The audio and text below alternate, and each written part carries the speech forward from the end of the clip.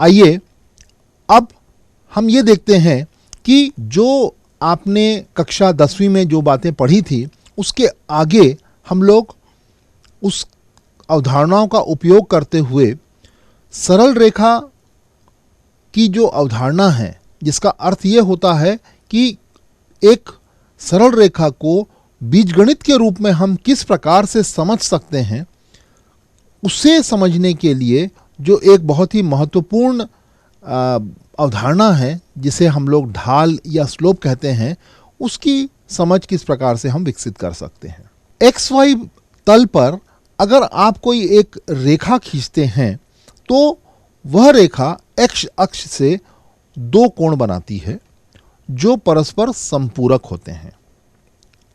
आप चित्र में भी देख सकते हैं, कोई सरल रेखा एक्स अक्ष के धनात्मक दिशा, यहां धनात्मक दिशा का अर्थ यह है कि घड़ी की उल्टी दिशा, जिसे हम अंग्रेजी में एंटी क्लॉकवाइज भी कहते हैं, घड़ी की उल्टी दिशा से कोई सरल रेखा एक्स अक्ष पे जो कोण बनाती है उसे सरल रेखा का झुकाव या इंक्लिनेशन कहते हैं।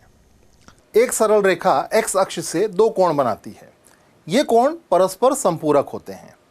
चित्र में आप देख सकते हैं कि एक सरल रेखा एक्स अक्ष के साथ नीले और लाल रंग का जो कोण बना रही है वो परस्पर संपूरक हैं। एक्स अक्ष की धनात्मक दिशा से जो कोण बनाया जाता है उसे सरल रेखा का झुकाव कहते हैं। यह झुकाव 0 अंश से 180 अंश तक हो सकता है। चित्र में आप देखें कि किस प्रकार एक सरल रेखा 0 अंश से होते हुए 180 अंश तक घूमती है और ये जो कोण है वो झुकाव आप पर जो है लगातार बदलता जाता है। यदि कोई सरल रेखा एक्स अक्ष के समांतर है तो उसका झुकाव 0 डिग्री होता है। ये चित्र में आप देख सकते हैं। इसी प्रकार चित्र में यह भी दिखाया गया है कि अगर कोई सरल रेखा वाई अक्ष के समांतर है तो उसका झुकाव 90 अंश का होता है।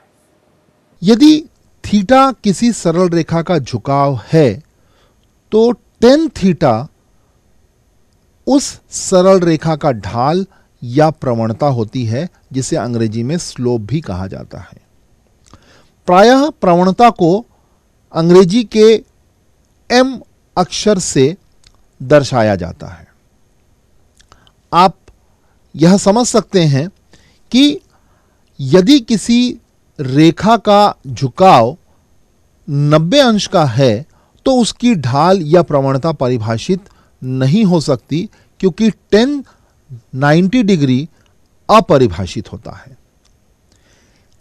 साथ ही साथ यहां यह भी स्पष्ट है कि एक्स अक्ष का ढाल 0 होगा, क्योंकि एक्स अक्ष अपने आप से 0 अंश का कोण बना रहा है, अतः उसका जो झुकाव है वह 0 अंश का है।